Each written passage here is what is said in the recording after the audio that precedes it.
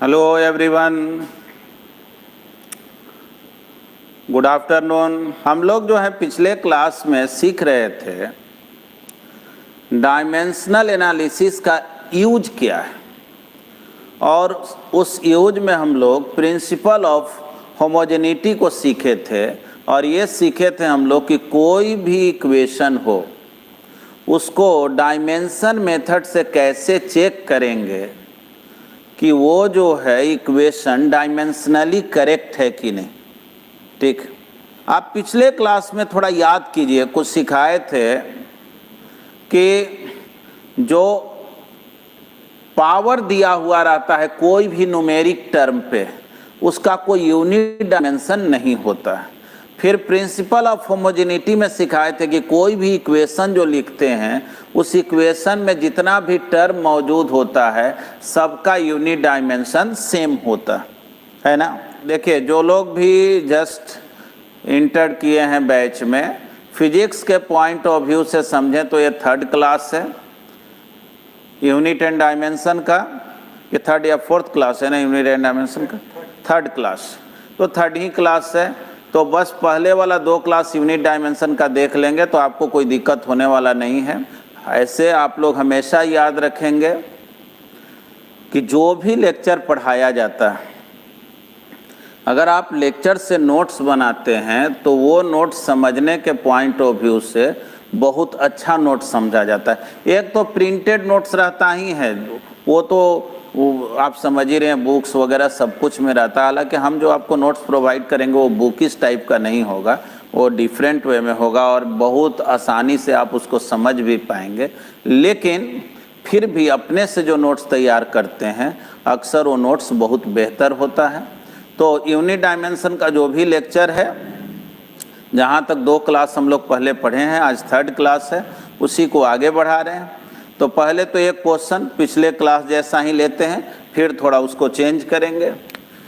चलिए, सपोज कीजिए क्वेश्चन है v is equal to a into F plus B plus T divided by C. देख, यही इक्वेशन आपसे कहा गया कि यहाँ v जो है वो वेलोसिटी और f जो है वो फोर्स, t टाइम। कहा जा रहा आपसे कि a, b और c जो है वो constant, a, b and c are constant, unknown terms है ना। मान लीजिए कोई कांस्टेंट है, कहा जा रहा है right units and dimensional equations, dimensional equation for A, B and C. यही question, A, B and C का डायमेंशनल इक्वेशन क्या। देखें, अगर बात करें प्रिंसिपल ऑफ होमोजेनिटी का, तो क्या सिखाया गया था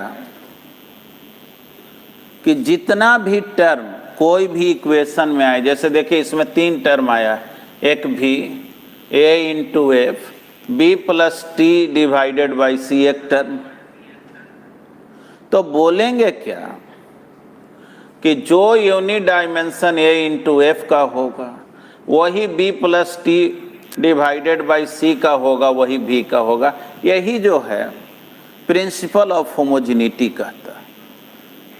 चलिए आप देखेंगे, देखिए वैसे तो आप चाहें तो इस इक्वेशन को और आप ब्रेक कर सकते हैं। कैसे? तो बोल देंगे ना b by c plus t by c, ऐसे भी बोल सकते हैं, या सिंगल भी इसको रहने दे सकते हैं। पिछले क्लास में भी ये काम किए थे। हालांकि जो लोग पिछले क्लास में पढ़े होंगे वो तो फटाफट इसको बना भी देंगे। चलिए फिर भी एक बार समझा दे रहे हैं। डायमेंशन के पॉइंट ऑफ व्यू से a इंटू एफ का जो यूनिट डायमेंशन होगा वही किसका होगा, v का। यानी बोलेंगे डायमेंशनली डायमेंशन के पॉइंट ऑफ व्यू से a इंटू एफ जो है किसके इक्वल, v के। तो a क्या हो गया, v डिवाइडेड बाई f।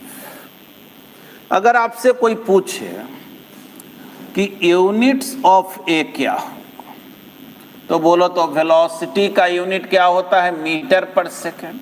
अब फोर्स का यूनिट न्यूटन, यानी मीटर पर न्यूटन सेकेंड, यही तो हो गया। अगर डायमेंशनल इक्वेशन पूछा जाए क्या होगा, डायमेंशनल इक्वेशन, तो बोलो तो क्या लिखे डायमेंशनल इक्वेशन। तो हम लोग बोलेंगे कि मीटर है तो एल हो गया, ठीक ना। हम लोग कैपिटल ए के लिए डायमेंशनल इक्वेशन, मीटर है यानी लेंथ हो गया, न्यूटन यानी फोर्स का याद करो पिछले क्लास में हम लोग सीखे थे mlt टू दी पावर -2, और सेकेंड है यानी टाइम है। तो देखो तो ये क्या आ गया, तो हम लोग बोलेंगे क्या कि m को ऊपर ले जाओ पावर -1, l तो गायब हो गया, t पर पावर 1 है, यहाँ -2 है, यानी कि t टू दी पावर -1 नीचे है, ऊपर ले जाएंगे t हो जाएगा। देख लो ये हो गया डायमेंशनल इक्वेशन ऑफ ए। अब जो है सेकेंड स्टेप का बात करें तो याद करें पिछले क्लास में ये स्टार देकर के लिखवा दिए थे कि जब भी आप दो टर्म को ऐड करते हैं, जैसे b में t को ऐड किए, टाइम को ऐड किए, तो b का जो यूनिट डायमेंशन होगा वही t का होगा। दो फिजिकल क्वांटिटी को तभी आप ऐड कर सकते हैं या सब्ट्रैक्ट कर सकते हैं जब उसका डायमेंशन सेम हो। यानी हम लोग ऐसे बोलेंगे कि डायमेंशनली, डायमेंशन के पॉइंट ऑफ व्यू से b इक्वल है t के, तो यूनिट ऑफ b अगर पूछा जाए तो बोलेंगे सेकेंड हो गया, और इसका डायमेंशन पूछा जाए या डायमेंशनल इक्वेशन पूछा जाए तो t टू दी पावर 1 हो गया, केवल t भी लिख दीजिए हो गया। नहीं तो पिछले दिन देखो एक बात सिखाए थे, केवल t है ना तो ऐसे लिख सकते हैं m0 l0 माने m नहीं है, l0 t, ऐसे भी स्टैंडर्ड मेथड है ऐसे ही लिखने के लिए, लेकिन आप ऐसे भी लिखेंगे ना तो वो गलत नहीं, ठीक है। अब देखें तो b का तो हम लोग काम कर लिए, बच गया c। पूछा जा रहा c का डायमेंशन क्या होगा, तो देख आप बोल सकते हैं ना कि b plus t by c एक टर्म है और ये v इधर है, तो प्रिंसिपल ऑफ होमोजेनिटी से जान रहे हैं कि इस पूरे का डायमेंशन v के इक्वल होना चाहिए। यानी कि हम लोग बोल सकते हैं कि डायमेंशनली, डायमेंशन के व्यू से अगर देखें तो b plus T divided by c वो इक्वल होगा v के, ठीक ना। न्यूमेरिकली इक्वल नहीं होगा, डायमेंशन के पॉइंट ऑफ व्यू से इक्वल होगा। देखो तो b plus T C into V, क्या दिक्कत है। अब देखो ये भी अपने आप में एक इक्वेशन हो गया ना, तो आप बोल सकते हैं ना कि c इंटू भी का जो डायमेंशन होगा वही t का होगा, वही b का हो, ये भी बोल सकते हैं। यानी कि आप बोल सकते हैं दैट इज डायमेंशनली, डायमेंशन के पॉइंट ऑफ व्यू से c इंटू भी किसके इक्वल हो गया, t के। तो सोचो तो c किसके इक्वल, t बाई v। अब बोलो unit of c, unit of c क्या होगा जी, t बाई v है ना, टाइम का क्या होता है सेकेंड, s भी लिख देते हैं तो सेकेंड समझेंगे। अब वेलोसिटी का क्या होता है, मीटर पर सेकेंड, सेकेंड ऊपर चला गया यानी सेकेंड स्क्वायर पर मीटर, यही होगा। अब थोड़ा सोचिए इसी का अगर हम लोग डायमेंशन लिख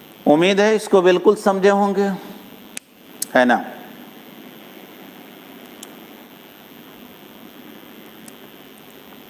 और आप लोग इसको शायद बना भी लिए होंगे, फिर जो लोग भी ट्राई किए होंगे उनसे तो बन ही गया होगा, है ना। तो चलिए, ये तो मैं केवल इसलिए इस क्वेश्चन को बता दिया कि आपको पिछले क्लास में जो पढ़े थे वो थोड़ा फिर से उसमें कंटिन्यूटी आ जाए। अब आगे जो है दूसरा एग्जाम्पल देते हैं और थोड़ा सोचेंगे भी। अच्छा, पहले आइए क्वेश्चन तो हम लोग देखें। देखिए, बहुत बार क्या होता है कि क्वेश्चन पूछने वाला व्यक्ति जो है आप पर एक साइकोलॉजिकल प्रेशर बनाता है।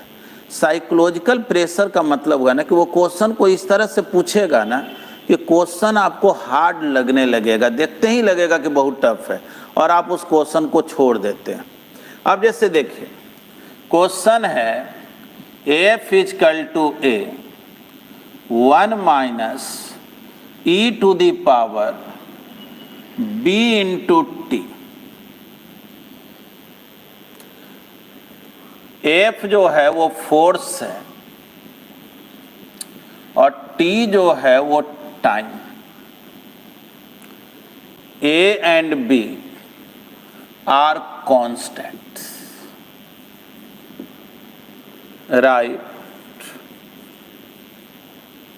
Units and dimensional equations for a and b।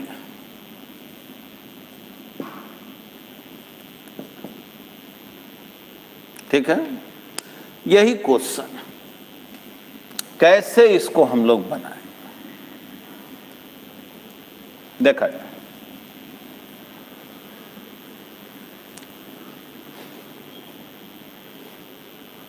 देखिए, एक नजर में यह क्वेश्चन डिफरेंट लग रहा है कि नहीं, है ना। लग रहा है कि बिल्कुल जो है अलग टाइप का क्वेश्चन दे दिए। आप बताए तो सीधा सीधा, और हम लोगों से पूछने लगते हैं हार्ड वाला। तो कोई बात नहीं, मैं इस क्वेश्चन को पहले बतला देता हूं, फिर मैं आगे बढ़ता हूं। देखिए, ए और बी का यूनिट डायमेंशन लिखना है। देखिए कैसे हम लोग काम करें। पहले तो ये देखो ना, ई लिखा हुआ, ई देख के ही डर लगता है, ई काहे के लिए।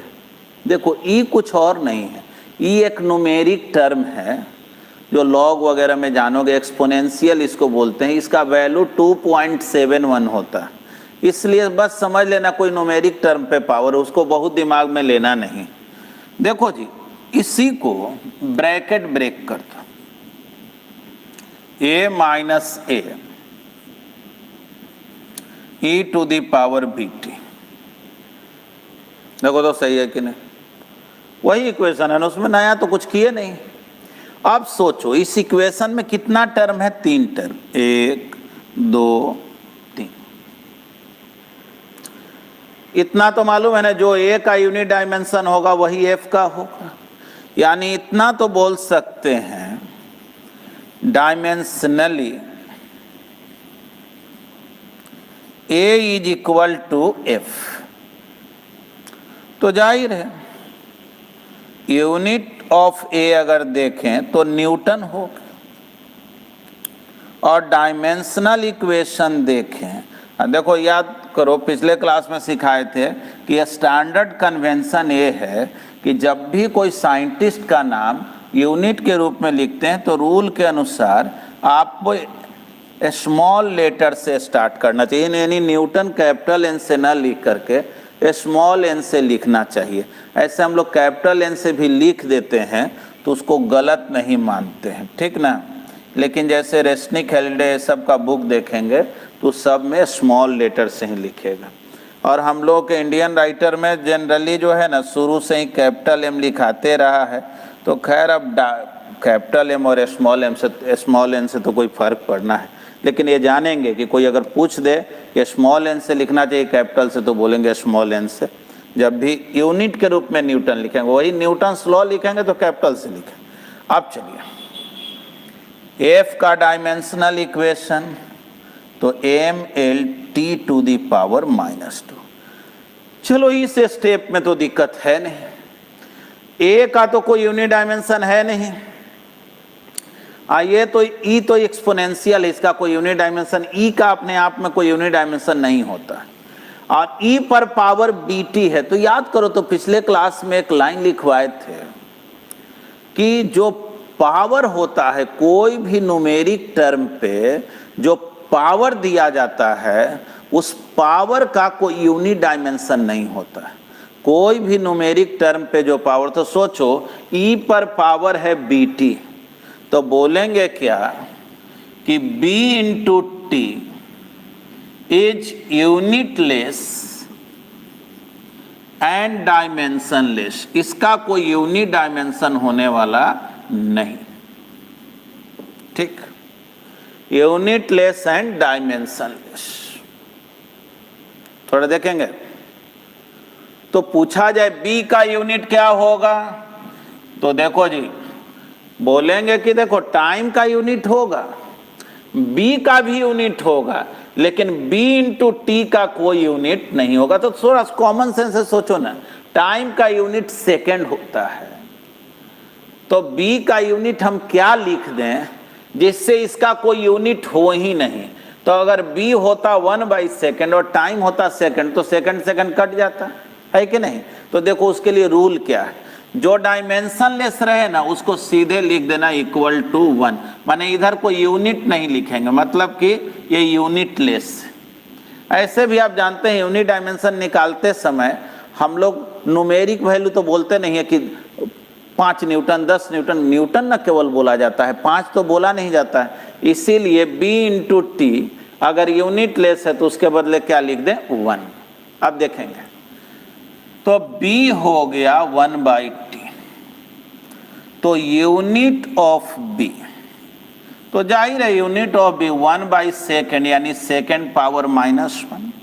और पूछा जाए इसका डायमेंशनल इक्वेशन क्या होगा, डायमेंशनल इक्वेशन क्या होगा, तो आप समझ ही रहे हैं t to the power -1, t to the power -1, समझ गए।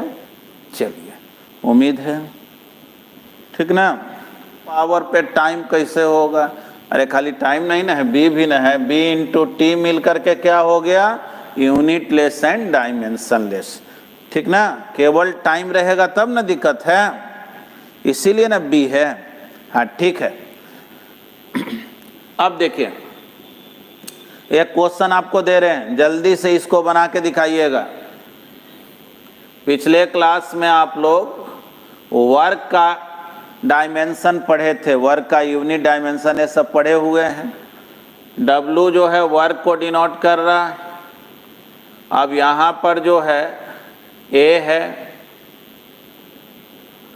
यहाँ लिखा हुआ है V plus B divided by t²। देख ले एकदम सिंपल क्वेश्चन है, इनटू साइन थीटा।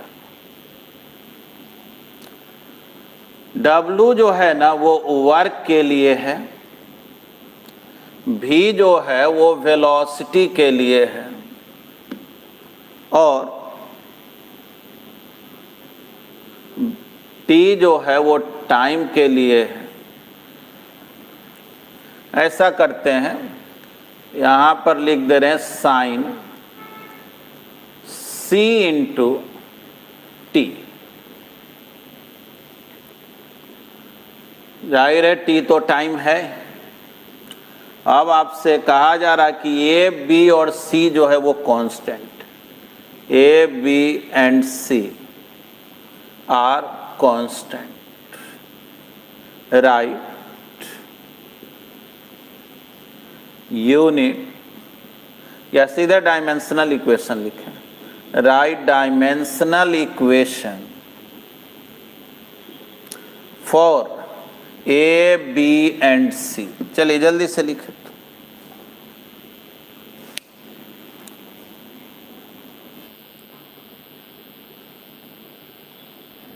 जैसे देखिए, पहले तो हम ब्रैकेट ब्रेक किए ना, तो इस फॉर्म में तो लिख ही सकते हैं, और हो आपका पिछला क्लास छूट गया है तो ये जानेंगे जो A का यूनिट डायमेंशन होगा वही A into E to the power BT का होगा, वही F का होगा। यानी लेफ्ट हैंड साइड में जो टर्म है, राइट हैंड साइड में जितना भी टर्म मौजूद है, सबका यूनिट डायमेंशन सेम होता है। तो ये पिछले क्लास में ऑलरेडी बताया हुआ है। तो A का F के इक्वल होगा, और F का जो है यूनिट न्यूटन होता है, और डायमेंशनल इक्वेशन ये होता है। तो इसमें तो दिक्कत नहीं होना चाहिए जी। और A का जब हम लोग निकाल चुके हैं तो दोबारा A का तो निकालना नहीं है, और E पे पावर है BT। तो जैसा कि बतलाए कि पावर में जब रहेगा तो पावर का कोई यूनिट डायमेंशन नहीं होता, और जिसका यूनिट डायमेंशन ना हो ना उसको 1 से इक्वेट करते। ठीक है, आप लोग पहले कॉपी में अपना बना ले इसको मैं मिटाता हूं, और फिर जो मैं बताऊंगा उससे आप मिलाएंगे कि आप सही बना पाए कि नहीं।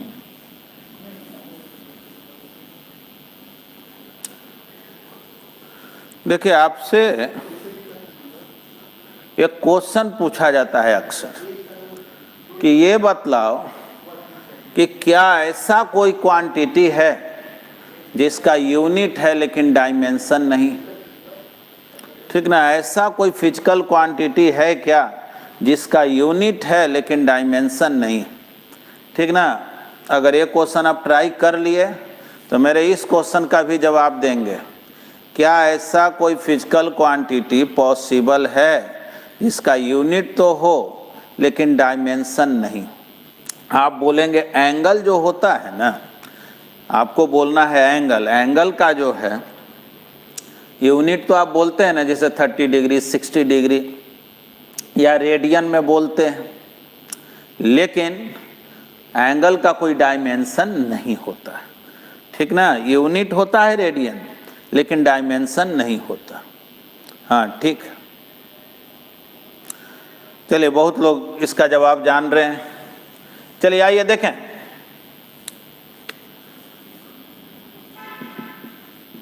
Work is A B by T A square sine C T. देखो एक बात जानना, साइन थीटा कॉस थीटा ये सब जो ट्रिग्नोमेट्रिकल रेशियो होता है ना, इसका कोई यूनिट डायमेंशन नहीं होता। यानी साइन थीटा जो है वो unit less dimension less term होता है। ये पूरा मिला, जैसे बोलते हो ना साइन 30 डिग्री का वैल्यू तो 1/2। कभी ऐसा नहीं ना बोले हो 1/2 न्यूटन चाहे 1/2 मीटर, ऐसा तो नहीं बोलते हैं। आइए सबसे पहले तो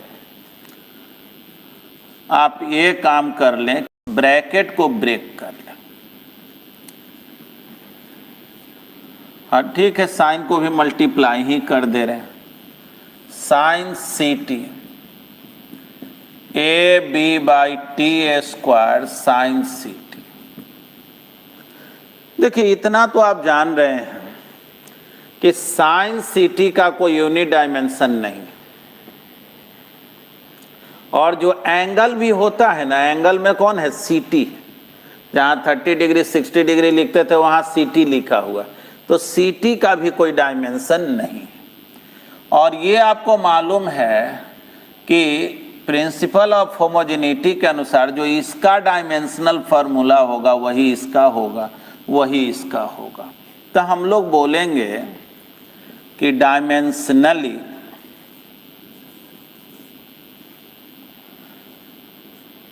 ए V sine C into T is equal to W.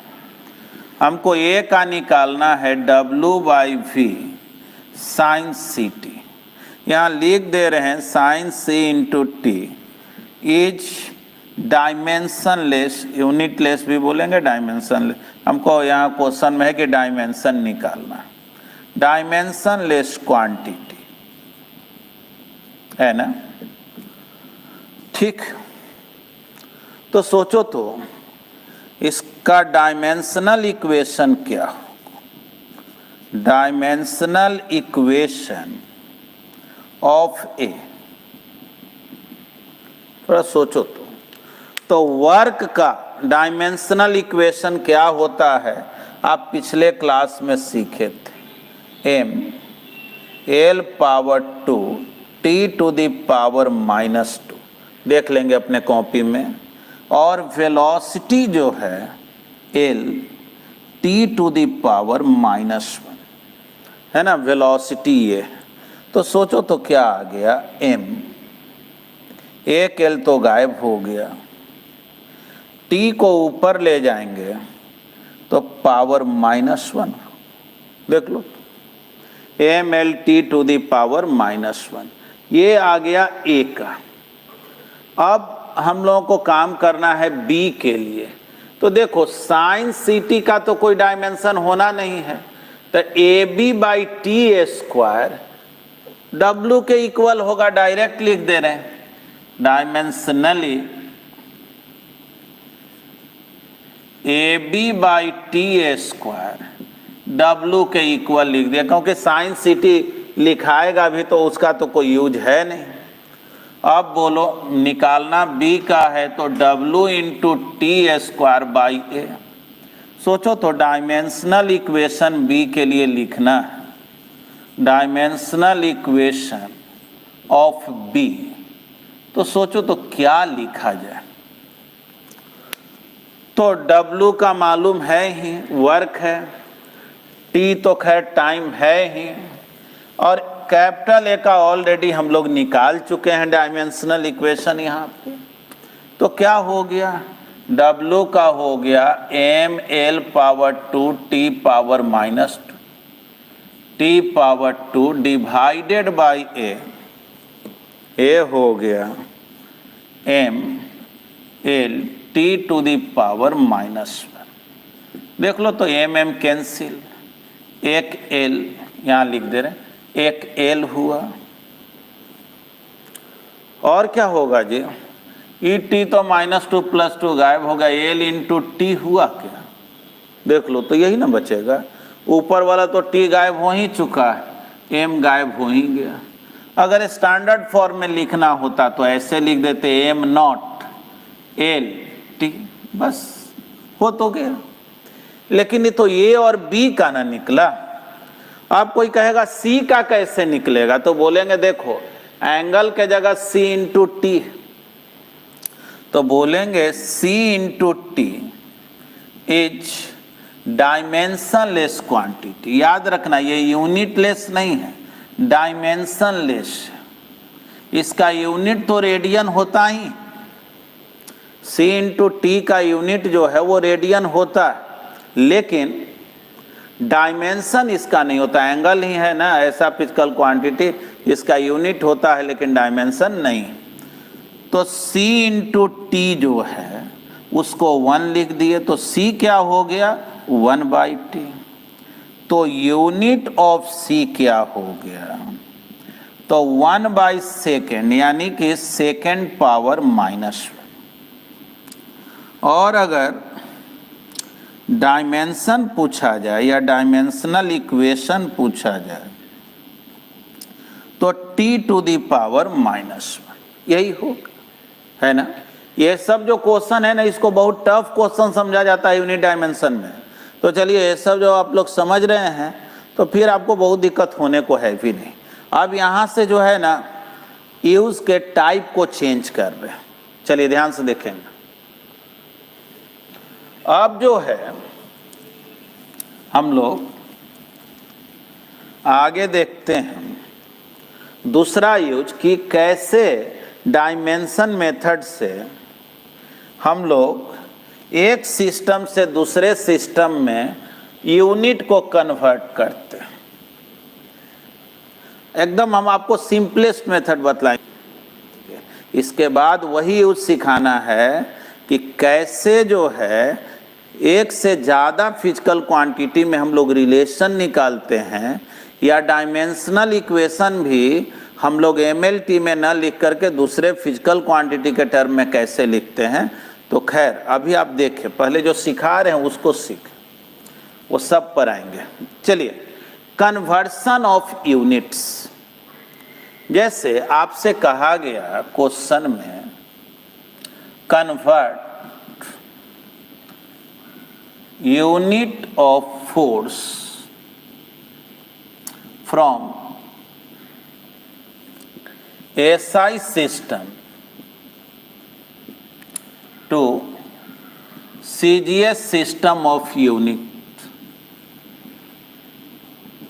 ठीक ना, आपसे कहा गया कि फोर्स का जो यूनिट है उसको SI से CGS में बदलें। याद करें, आप पढ़े थे कि न्यूटन जो होता है सही मायने में केजी मीटर पर सेकेंड स्क्वायर होता है। मास इंटू एक्सेलरेशन, उसी को ना फोर्स बोलते हैं। मास केजी हो, केजी मीटर पर सेकेंड स्क्वायर। यानी अगर 1 न्यूटन हम लोग बोलें, यानी 1 केजी मीटर पर सेकेंड स्क्वायर होता है। कहा जा रहा है इसको CGS में लिखें, तो CGS का मतलब क्या होता है? तो CGS में होता है कि लेंथ को सेंटीमीटर में लिखना है, मास को ग्राम में लिखना है, टाइम को सेकंड में लिखना है। तो ठीक, आइए एकदम सिंपल मेथड सिखा रहे हैं। बोलो 1 न्यूटन माने क्या हुआ? 1 केजी मीटर पर सेकंड स्क्वायर, है ना। अब जो है ऐसा करो, केजी को ग्राम में लिखो तो 1000 ग्राम होता है ना। 1 केजी 1000। एक बात जानना, किलो कोई चीज का यूनिट नहीं होता। हम लोग अक्सर बोलचाल के भाषा में बोलते हैं ना, भैया 1 किलो सब्जी देना। एकदम बिल्कुल गलत बोलते हो। जाके कहा ना, भैया 1 केजी आलू देना। तो 1 केजी आलू देना ही सही है, लेकिन 1 किलो आलू देना ये बिल्कुल गलत है। किलो मतलब होता है 1000। किलो कोई चीज का यूनिट नहीं होता है। तो कोई कहेगा अरे किलोग्राम बोले चाहे किलो बोले एक ही ना बात हुआ। बिल्कुल नहीं। तब तो तुम कहो, तुमसे कोई कहेगा कि भाई आज दौड़ करके आ रहे हो, कितना दौड़े हो? तो तुम बोलोगे हम तो 2 किलो दौड़े हैं। बोलो तो 2 किलो कोई दौड़ सकता है? 2 किलोमीटर ना बोलेंगे? वहाँ पर किलो बोलना कितना खराब लग रहा है। तो देखो, कुछ कुछ ऐसा ट्रेडिशन है ना जो गलत ढंग से हम लोगों के साथ शामिल हो गया है, और उस गलती पे ही ऐसा कॉन्फिडेंस हो गया है कि हम लोग समझ लेते हैं मास का यूनिट किलो होता है। किलो कोई चीज का यूनिट नहीं हो। किलो जब भी यूज हो ना, ठीक ना, किलो जब भी यूज होता है तो किलो का मतलब 1 था। जैसे किलोग्राम यानी 1000 ग्राम, किलोमीटर यानी 1000, किलो वोल्ट यानी 1000 वोल्ट, ठीक ना। फेसबुक पर देखते हो ना 1K 2K, यूट्यूब पर 1K 2K, के मतलब 1000, है ना। तो चलिए आइए देखें, तो किलोग्राम तो 1000 ग्राम, मीटर तो सेंटीमीटर में बदलना है, CGS में बदलना है। 1 मीटर 100 सेंटीमीटर। और सेकंड तो खैर सेकंड नहीं है, उसको बदलना क्या, खुद ही सेकंड है। CGS में भी टाइम को सेकंड ही लिखते हैं और SI में भी सेकंड ही लिखते हैं। अब देखो तो कितना हो गया, 10 टू दी पावर 3 आई 10 टू दी पावर 2 यानी 10 to the power 5 gram centimetre पर सेकेंड स्क्वायर। बस हो गया। यानी बोल सकते हैं 1 newton 10 to the power 5 CGS unit के इक्वल। देखो ऐसा यूनिट हुआ केजी मीटर पर सेकेंड स्क्वायर, तो CGS क्या हो गया, ग्राम सेंटीमीटर पर सेकेंड स्क्वायर। और याद रखना, ग्राम सेंटीमीटर पर सेकेंड स्क्वायर को ही हम लोग डाइन बोलते हैं, ठीक ना। 1 newton equal to 10 to the power 5 dyne, ठीक ना। डाइन मतलब वो डाइन जोगिन वाला मत समझ लेना। तो 1 newton equal to 10 to the power 5 dyne, ठीक ना। ग्राम सेंटीमीटर पर सेकंड स्क्वायर को ही हम लोग क्या बोलते हैं, डाइम बोलते हैं। चलो हम लोग कितना सिंपल मेथड सीखेंगे भाई, न्यूटन को यानी कि केजी मीटर पर सेकंड स्क्वायर को कैसे बदलेंगे ग्राम सेंटीमीटर पर से। देखना अगला question, convert the unit of work from SI to CGS system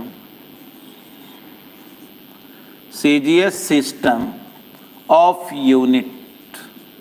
ठीक, तो पहले वर्क को तो हम लोग जूल बोलते हैं, और याद करो, चलो यहाँ पर एक बार फिर कर दे रहे हैं, वर्क होता है ना फोर्स इनटू डिस्प्लेसमेंट या फोर्स डॉट डिस्प्लेसमेंट, इसी को जूल बोलते हैं। यानी कि ये न्यूटन मीटर न हुआ, न्यूटन मीटर को ही क्या बोला जाता है, जूल। या अभी पढ़े हो न्यूटन को क्या बोलते हैं, केजी मीटर पर सेकंड स्क्वायर। तो हम लोग इसी को ऐसे भी लिख देते हैं, केजी मीटर पर सेकंड स्क्वायर हो गया न्यूटन इंटू मीटर, तो ये क्या हो जाएगा, केजी मीटर स्क्वायर पर सेकंड स्क्वायर, नहीं केजी मीटर स्क्वायर पर second square, KG metre square पर सेकंड स्क्वायर, बस ये हो गया जूल। अब आपसे कोई पूछे कि भाई 1 जूल जो है, 1 जूल बोलो चाहे 1 केजी मीटर स्क्वायर पर सेकंड स्क्वायर बोलो, कोई फर्क तो है नहीं। अब जो है कोई पूछे कि बतलाओ इसको सीजीएस यूनिट में, तो किलोग्राम को हम लोग 1000 ग्राम लिख दिए, मीटर है 100 सेंटीमीटर स्क्वायर है, देख लो ये कितना आया जी, ये 10 टू दी पावर 3, और ये देखो 10 टू दी पावर 2 है, लेकिन स्क्वायर है 10 टू दी पावर 4, तो यहाँ 10 टू दी पावर 4 और 10 टू दी पावर 3 यानी 10 to the power 7 gram centimetre square पर सेकंड स्क्वायर। बस यही आंसर हो गया कि अगर आप वर्क को एसआई सिस्टम से सीजीएस में बदलना चाहते हैं तो 10 टू दी पावर 7 ग्राम पर 10 to the power 7 gram centimetre square पर सेकंड स्क्वायर, या इसी को आप जानेंगे ग्राम सेंटीमीटर स्क्वायर पर सेकंड स्क्वायर को हम लोग बोलते हैं अर्ज, ERG लिखते हैं अर्ज, ठीक ना। अर्ज जो है वो सीजीएस यूनिट है वर्क का, और जूल जो है वो एसआई यूनिट है। चलिए बतलाइए, तो समझ में आ गया होगा।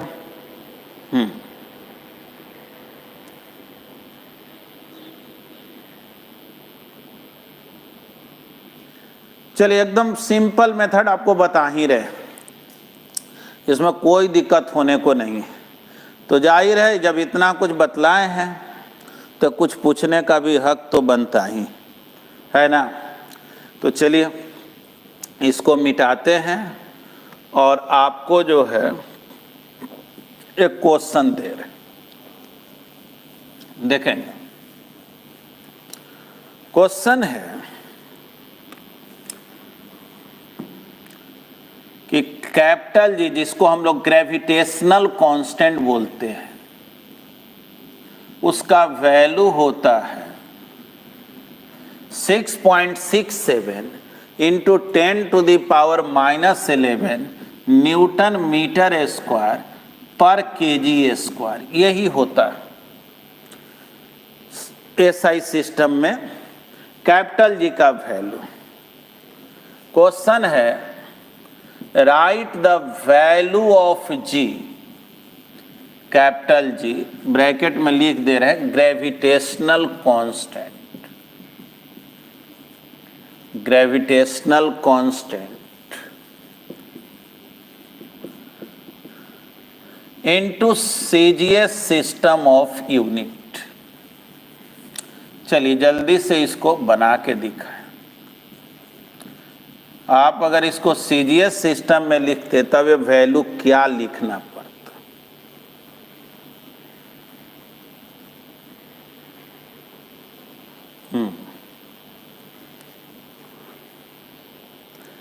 ठीक ना।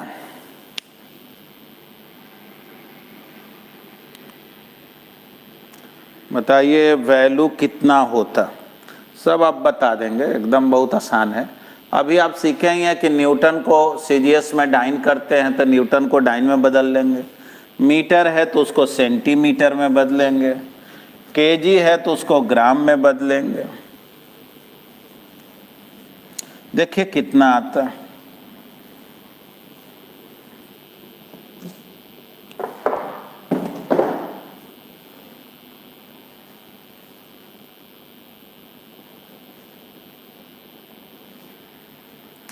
चलिए अभी और भी कुछ सिखाना है, इसलिए आगे एक्सप्लेन करते हैं। देखेंगे 6.67 10 टू दी पावर -11। देखो न्यूटन है, अभी ना हम लोग पढ़े न्यूटन का डाइन होता है सीजीएस में, तो 10 टू दी पावर 5 डाइन कर लो, 1 न्यूटन इक्वल टू। मीटर का सेंटीमीटर होता है तो 100 सेंटीमीटर लिख दो, स्क्वायर है। नीचे देखो क्या है, केजी स्क्वायर, किलोग्राम, किलोग्राम को ग्राम में 1000 gram square. 6.67 10 to the power -11। देखो तो यहाँ 10 पर पावर 5 है और यहाँ 10 पर पावर कितना है, 2 तो है लेकिन स्क्वायर है तो 4 है, यानी 10 टू दी पावर 9 हो गया। डिवाइडेड बाई नीचे क्या हुआ जी, तो 10 टू दी पावर 3 है और उसका स्क्वायर है तो 10 टू दी पावर 6 हो गया, है ना। तो बिल्कुल सही है। अब जो है ये हो गया डाइन सेंटीमीटर स्क्वायर पर ग्राम स्क्वायर। आइए देख लें, मिला लें इसको, ये कितना हो गया जी, देख लो ये 3 ठो तो पावर कट जाएगा, आई -11 है तो 6.67 10 टू दी पावर -8। देख लो सही तो है, हाँ ठीक, डाइन सेंटीमीटर स्क्वायर पर ग्राम स्क्वायर। चलिए जल्दी से इस क्वेश्चन को बनाएं। कहा गया आपसे कि speed of a car is 72 kilometre पर hour. Convert the unit in metre पर सेकंड। चलिए 72 किलोमीटर पर आवर है स्पीड, इसको आप मीटर पर सेकंड में कन्वर्ट करें, मीटर पर सेकंड में कन्वर्ट करें।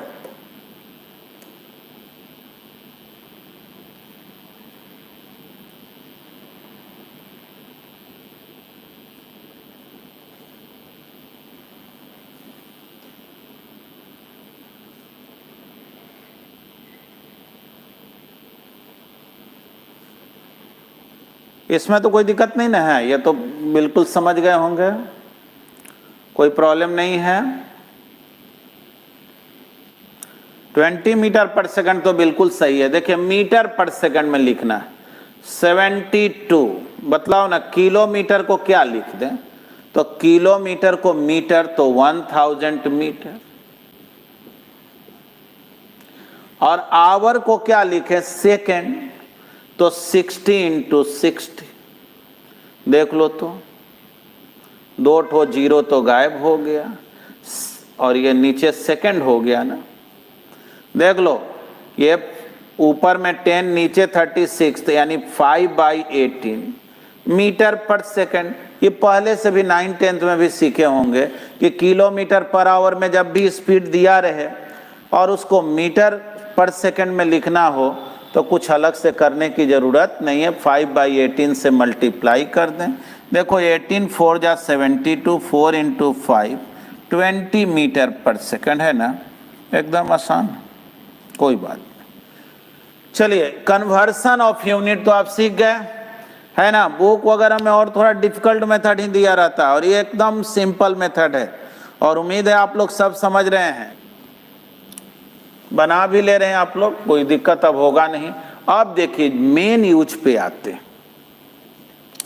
उसका जो है आगे भी जरूरत पड़ेगा, वैसे तो सबका जरूरत पड़ना है। यूनिट डायमेंशन बतलाई ऐसा चैप्टर है कि हर चैप्टर में ही आपको जरूरत पड़ेगा, है ना।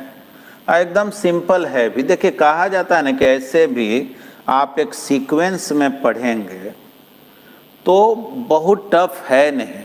आप देखिएगा जो भी टॉपिक आपको पढ़ाएंगे, जो भी चैप्टर पढ़ाएंगे, वो सब आपको आसान ही लगेगा, और क्वेश्चन भी देखिएगा आपसे सब बनते जाएगा, है ना। कुछ क्वेश्चन का लेवल ऐसा मिलेगा जहाँ पे रुकेंगे, फंसेंगे, दिक्कत होगा, ऐसा थोड़े है, लेकिन कंसेप्चुअली आपको बहुत कम दिक्कत होने वाला है। आइए देखिए, अब हम लोग नेक्स्ट यूज जो सीख रहे हैं, to establish the relation among various physical quantities। अगर बहुत सा फिजिकल क्वांटिटीज हो और उसके बीच अगर रिलेशन निकालना है तो ये मेथड सीखना है, और जो यूनिट डायमेंशन में टफ क्वेश्चन होता है और वो इस पर बेस्ड होता है। आइए, जैसे एग्जाम्पल के लिए आपसे कहा गया, अच्छा पेंडुलम का तो नाम सुने हैं ना। पेंडुलम क्या होता है, कोई भी धागा से वो चार्जर छोड़ दे तो समझिए, जैसे इसी को समझिए, यहाँ पर एक बॉल को लटका देते, थोड़ा हेवी रहता तो अच्छा रहता, वो थोड़ा डब्बा छोटा वाला देना तो इंक वाला। उसके पहले है वही दोनों ओपन जो है खाली।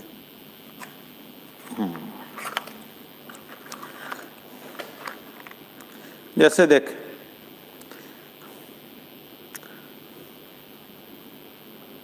एकदम थोड़ा सीधा रहना चाहिए, लेकिन खैर छोड़ो समझने के लिए, है ना। ये अगर ओसिलेट कर रहा है, घड़ी में देखा होगा ना कि पेंडुलम क्लॉक लगा हुआ रहता है, ऐसे ऐसे ओसिलेट करता है।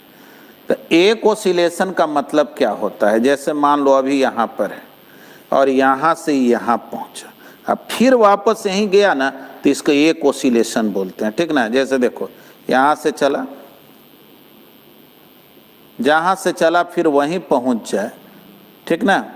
अपने पूरे पाथ को एक बार रिट्रेस कर ले, उसको हम लोग एक ओसिलेशन बोलते हैं, ठीक ना। यहाँ से चला फिर यहाँ आ गया, तो एक ओसिलेशन में, ठीक ना, एक ओसिलेशन में जो टाइम लगता है उसको हम लोग टाइम पीरियड ऑफ ओसिलेशन बोलते हैं। तो ये जानेंगे कि टाइम पीरियड जो है, time period of a simple pendulum, ठीक ना, टाइम पीरियड को कैपिटल टी से डिनोट कर रहे हैं। Time period of a simple pendulum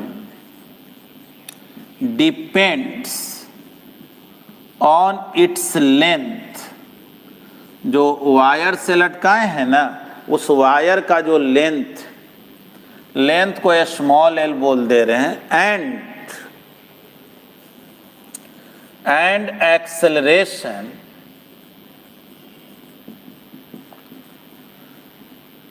इसको जी से डिनोट करते हैं 9.8 मीटर पर, acceleration due to gravity 9.8 metre पर सेकेंड स्क्वायर, ठीक ना। पेंडुलम का जो टाइम पीरियड है, एक ओसिलेशन में जो टाइम लगता है वो एल और जी पर डिपेंड करता है। कह रहा है establish the relation among T L and G. T L और जी में क्या रिलेशन होगा ये आपसे पूछा जा रहा, तो कैसे हम लोग बनाएंगे, आइए थोड़ा समझेंगे इसको। जैसे मान लो कोई हमसे बोले कि जानते हैं कि नहीं टाइम पीरियड जो है वो एल और जी पर डिपेंड करता है, तो कोई क्या कहा, ऐसे लिख दो ना एल इंटू जी। कोई कहा नहीं ऐसा लिख दो L square by G square. कोई कहा नहीं under root L by G. तो देखो इस सब के सब इक्वेशन बता रहा है कि टाइम किस पर डिपेंड कर रहा है, एल इंटू एल और जी पर, एल और जी पर, एल और जी पर। तो कौन रिलेशन सही है, रिलेशन आखिर क्या होना चाहिए, ये हम कैसे निकालेंगे, कैसे पता करेंगे, तो उसके लिए हेल्प करता है आपको डायमेंशन मेथड। तो ठीक, देखिए कैसे बनाएं, इसका सॉल्यूशन जाना। बोलेंगे टाइम पीरियड, देखो टाइम पीरियड किस पर डिपेंड कर रहा है, एल और जी पर। तो ऐसे समझो टाइम पीरियड डिपेंड कर रहा है, लिखना है प्रोपोर्शनलिटी साइन देना। टाइम पीरियड डिपेंड कर रहा है, समझो ये लिखा हुआ है डिपेंड कर रहा है, मतलब किस पर डिपेंड कर रहा है, एल पर और जी पर। तो एल पर कितना पावर होना चाहिए, जी पर कितना पावर होना चाहिए। तो कहेंगे ये क्वेश्चन में नहीं दिया हुआ है, तो बोलेंगे ठीक है मान लेते हैं इस पर पावर x होना चाहिए, इस पर y। थोड़ा समझेंगे, टाइम पीरियड डिपेंड कर रहा किस पर, एल पे और जी पे। तो एल पर पावर क्या होना चाहिए, जी पर पावर क्या होना चाहिए, ये क्वेश्चन में नहीं दिया। बोले कोई बात नहीं, अब आगे बढ़े। ये जो साइन है प्रोपोर्शनलिटी का, हिंदी में समानुपाती का बोलते हैं, इसको हटा दें और एक कांस्टेंट लिख दें, L to the power X G to the power Y. ठीक है, फिर से सुने क्योंकि अगला क्वेश्चन आप लोगों को बनाना पड़ेगा। क्वेश्चन है कि एक पेंडुलम है जिसका टाइम पीरियड एल और जी पर डिपेंड कर रहा है, तो बतलाओ कैसा इक्वेशन होना चाहिए। तो तरीका यही है, टी डिपेंड कर रहा है एल और जी पर, और एल और जी का पावर नहीं मालूम है, तो पावर अपने मन से लिख दिए एक्स और वाई। ठीक, अब देखना जी, ये जो k है वो कोई कांस्टेंट हो सकता है, न्यूमेरिक वैल्यू हो सकता है, इसका कोई यूनिट टाइम टी एल और जी पर डिपेंड कर रहा है, इस पर डिपेंड नहीं कर रहा है, ये कांस्टेंट वैल्यू है। यानी तो देखो ऐसे हम लोग बोलेंगे k is a unitless and dimensionless constant. k जो है यूनिटलेस और डायमेंशनलेस कांस्टेंट। ठीक, ये हर बार करना है, ऐसे रिलेशन जो है ना, ये k आएगा, k के बारे में कोई जानकारी आपको मिलने वाला नहीं, आपको मेन टी एल और जी का रिलेशन बताना है, k रहे भी तो उससे दिक्कत नहीं। आइए थोड़ा समझिएगा। अब अगला स्टेप में क्या करना, मुझे x और y का वैल्यू चाहिए, तो अगले स्टेप में right dimensional equations on both sides. अब बोथ साइड जो है डायमेंशनल इक्वेशन को लिख रहे हैं, चलो लिखो dimensional equation. Left hand side में क्या है, t, मास नहीं है, लेंथ नहीं है, तो लिख दो m0 l0 t। Standard form तो यही। k का तो कोई यूनिट डायमेंशन है ही नहीं, तो इसको लिखने की कोई जरूरत नहीं है। l यानी लेंथ है, तो लेंथ तो आप समझ ही रहे हैं, कैपिटल L पावर x। और g जो है ना वो एक्सेलरेशन है, तो एक्सेलरेशन तो मीटर पर सेकेंड स्क्वायर होता है, और उसका डायमेंशनल इक्वेशन आप पढ़े थे, L T to the power -2 होता है। इस पर पावर y है, एक्सेलरेशन पर पावर y, ठीक है। t डिपेंड कर रहा है l और g पर, प्रोपोर्शनलिटी साइन हटा के कांस्टेंट दिए, l पर कितना पावर, g पर कितना पावर ये मुझे मालूम नहीं है, पावर दे दिए x y, और अब बोथ साइड डायमेंशनल इक्वेशन लिख रहे हैं। तो देखना m0 l0 t, इधर देखो इधर भी m नहीं है तो चलो m0, l कितना है जी, तो l पर पावर x है और यहाँ y है तो x प्लस y है ना, t पर पावर तो -2y, देख लो t पर पावर -2y। अब क्या करें, बोथ साइड इक्वेट कीजिए, इक्वेटिंग बोथ साइड्स, पावर को इक्वेट करो। तो देखो m पर पावर कितना 0, इधर भी m पर पावर कितना 0, तो 0 इज इक्वल टू 0, ये तो कोई इक्वेशन हुआ नहीं। अच्छा t पर पावर इधर कितना 1, इधर कितना -2y, तो बोलेंगे -2y इज इक्वल टू 1, यानी y कितना हो गया -1/2। चलो पता चल गया y पर पावर -1/2। अब चलो l पर पावर कितना है, तो l पर पावर है x प्लस वाई, इधर l पर पावर कितना है 0, तो y के जगह क्या लिखें, तो -1/2, तो बोलो तो x 1/2 आ गया क्या, यानी ये पता चल गया कि x 1/2 और g हो गया -1/2। तो देखो तो ये रिलेशन क्या आएगा। अब इक्वेशन फर्स्ट में वैल्यू रखो, फ्रॉम इक्वेशन फर्स्ट क्या होगा, थोड़ा बढ़िया से देखो, t इजकल टू के l to the power x, x मतलब 1/2 और g टू दी पावर -1/2, बोलिए। तो t इज इक्वल टू के, थोड़ा समझना बात को, यहाँ स्मॉल l है ना, यहाँ जो लिखे हैं x का वैल्यू पुट कर दिया। देखो तो इसको ऐसे लिख दें, l पावर 1/2 और g को नीचे ला दें तो पावर 1/2, माइनस है तो प्लस। देखो ये कितना आ गया, k √l/g, देखो तो सही लिखे हैं कि नहीं, अरे पावर 1/2 तो रूट हो जाता है ना, तो √l/g, यानी कि टाइम पीरियड का फॉर्मूला क्या आ गया जी, तो टाइम पीरियड का फॉर्मूला हो गया k √l/g, यही आंसर हो गया। हाँ, आगे जब आप सिंपल हार्मोनिक मोशन पढ़ेंगे तो आप जानेंगे, अभी तत्काल ये जानिए बाय एक्सपेरिमेंट, एक्सपेरिमेंट से ये जानेंगे k का वैल्यू जो है वो 2π के इक्वल होता, तो टाइम पीरियड का फॉर्मूला हो गया 2π √l/g। लेकिन आपको ये 2π के बारे में अभी लिखने की जरूरत नहीं, आपको इस रिलेशन तक पहुंचना है, ठीक ना। चलिए एक बार फिर से एक्सप्लेन कर दे रहे हैं, और ठीक ना, एक बार फिर से एक्सप्लेन कर दे रहे हैं और आपको एक क्वेश्चन देंगे, उसको बनाना होगा।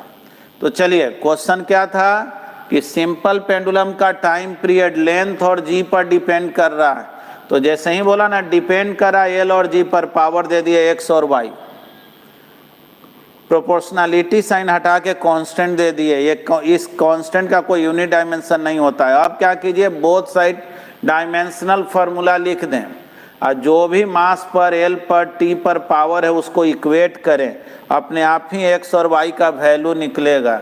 एक्स वाई का जो वैल्यू निकला उसको इस इक्वेशन फर्स्ट में पुट कर दें, तो आपको टाइम पीरियड के लिए फॉर्मूला आ गया।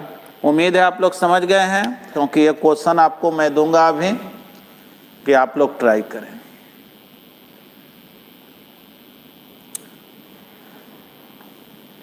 एग्जाम में कांस्टेंट का वैल्यू लिखना ही नहीं है, ठीक ना, वो आपको कैसे पता चल गया, ये रट ही के न जा सकते हैं। इसलिए आपको जो है एग्जाम में उस कांस्टेंट पर कोई चर्चा नहीं करना।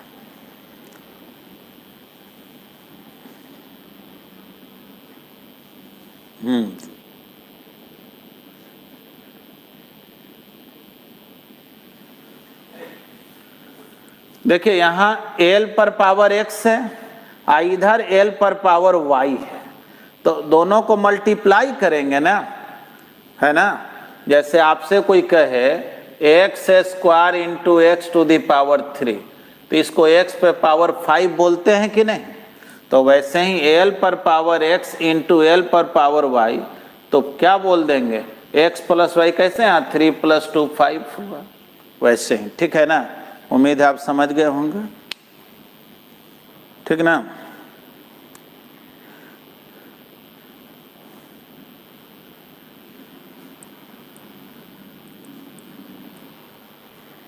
तो चलिए इसको मिटाते हैं। और अब जो है आपको एक क्वेश्चन दे रहे, क्वेश्चन में आपको पिछले क्लास के कुछ इन्फॉर्मेशन का भी ज़रूरत पड़ेगा। अगर कुछ लोगों को नहीं मालूम होगा तो इन्फॉर्मेशन हम लिख भी देंगे। जैसे क्वेश्चन में लिख रहा है विस्कस फोर्स,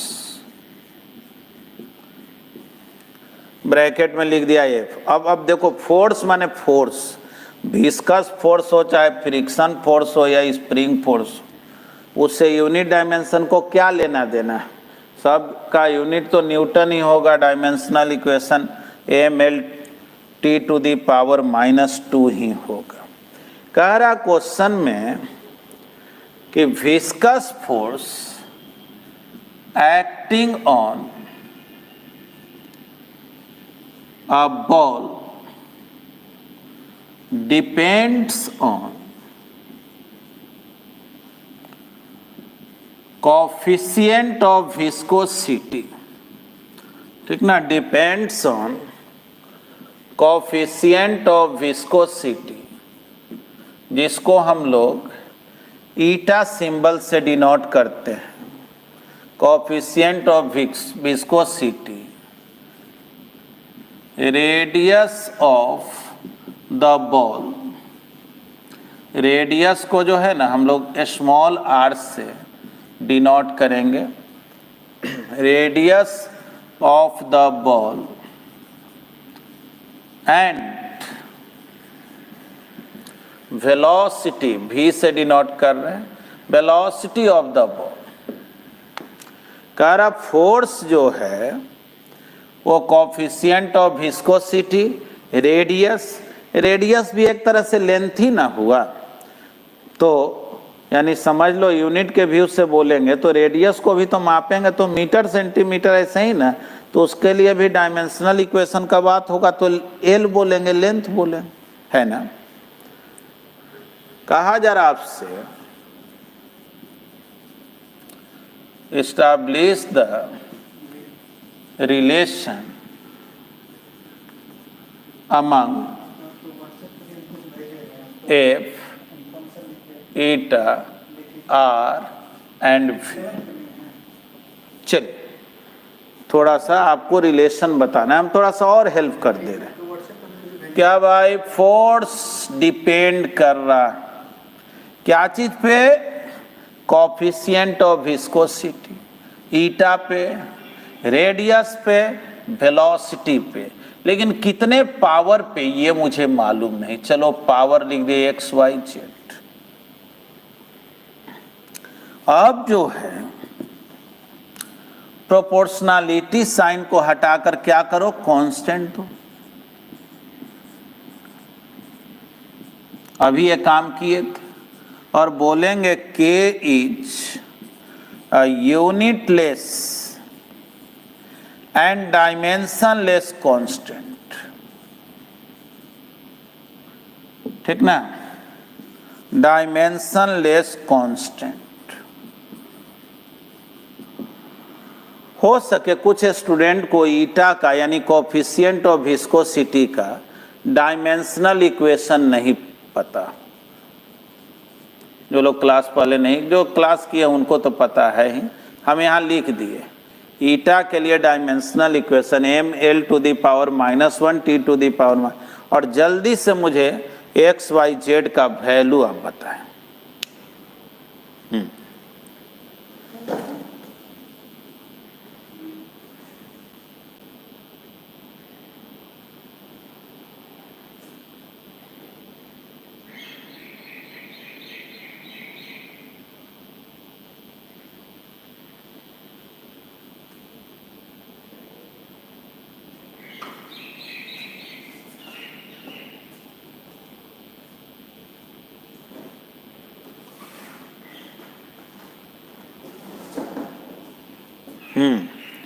चलिए हम लोग इसको अभी थोड़ा कंटिन्यू करेंगे, इस पे और भी काम करना है।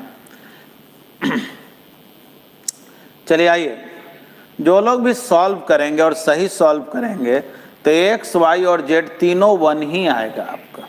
ऐसे देखिए यहाँ पे तीनों 1 आने वाला है। तो right dimensional equation on both sides. जल्दी से बता दे रहे हैं, देख लें क्योंकि टाइम कम है। तो फोर्स का जो है आप तो जान ही रहे हैं, M L T to the power -2, के का तो कुछ होना नहीं है, और ईटा का M L -1 T -1 power x, और रेडियस यानी कि लेंथ हो गया पावर वाई, और वेलोसिटी जो है L T to the power -1 होता है पावर जेड। ठीक, देख लो तो M L T to the power -2 इधर एम तो केवल इसी में है तो एम टू दी पावर हो गया एक्स। एल पर देख लो यहाँ पावर -x है, यहाँ y है, यहाँ z है, यानी -x + y + z। एल पर इतना पावर और टी पर पावर देखेंगे तो -x और यहाँ -z, -x -z। बस अब इक्वेट किया जाए both side, equating both sides. जल्दी से देखो, m पे पावर x इधर और इधर 1 है, यानी x हो गया 1। t पर पावर देखो -2 है और इधर है, तो -x -z हो गया -2। देख लो माइनस तो गायब हो जाएगा, यानी x + z हो गया 2। दोनों साइड से माइनस गायब कर दिए, x का वैल्यू 1 रख दो तो z भी हो गया 1। तो समझ ही रहे हो x1 z1। अब l वाला देखो तो -x + y + z, इधर l पर पावर 1 है तो सोचो x के जगह 1 और z के जगह 1, तो देख लो -1 + 1 तो कट गया, y = 1। तो चलो x भी 1 आ गया, z 1 आ गया, y 1 आ गया। तो हम लोग जो है इक्वेशन फर्स्ट में अगर वैल्यू रखें, फ्रॉम इक्वेशन फर्स्ट, तो F = K ईटा आर भी, और तीनों पर पावर 1 है ना, तो तीनों पर पावर है 1। तो सोच लो 1 नहीं भी लिखेंगे तो चलेगा कि नहीं, यही हो गया आंसर। ये हम लोग एक विस्कोसिटी चैप्टर है उसमें सीखेंगे, ठीक ना, विस्कोसिटी चैप्टर में हम लोग सीखेंगे। और अब के का वैल्यू क्या होगा वहीं पे जानेंगे। हालांकि आपको तो बस इतना ही रिलेशन निकाल, बाय एक्सपेरिमेंट के का वैल्यू 6 पाई होता है, इसीलिए फोर्स हो गया 6 पाई ईटा आर भी। तो आपको मेन इससे मतलब है। उम्मीद है आप इसको समझ गए होंगे। तो आगे जो है मैं आप पर क्वेश्चन दूंगा, अभी इस सब का भी कुछ और रिलेशन, मुझे और भी कुछ क्वेश्चन बताना है। जैसे कोई स्टूडेंट बोला कि सर आप जैसे सिखाए हैं कि जब डायमेंशनल इक्वेशन लिखना है तो एम एल टी वगैरह में ही लिखना है, लेकिन हम तो बुक में देखे कि एफ में भी लिखा है ना, तो वो कैसे लिखा जाता है। अभी जो सीखे हैं वो इसी पर बेस्ड है। जैसे देखो समझ लो इसी क्वेश्चन को 1 मिनट के लिए, अगर ऐसे कह देता ना कि कोफिशिएंट ऑफ विस्कोसिटी, रेडियस और वेलोसिटी को मान लो कि वो फंडामेंटल क्वांटिटी है, तब बतलाओ फोर्स का डायमेंशनल इक्वेशन क्या होगा। तब हम लोग इसी का आंसर के हटा देते हैं, लिख देते हैं ईटा आरपी। तो खैर अगले दिन इसका चर्चा करेंगे तो और क्लियर होगा, लेकिन आज हम लोग इतना ही सीखेंगे। भी आपको जो है ऐप पर ये इस वीडियो का रिकॉर्डिंग रख दिया जाता है, इसे कुछ समझने में दिक्कत हो तो दोबारा आप रिपीट करके इसको देख सकें। तो चलिए, उम्मीद है आप लोग सब जो है बिल्कुल समझे हैं। ठीक ना। Have a nice day, good bye.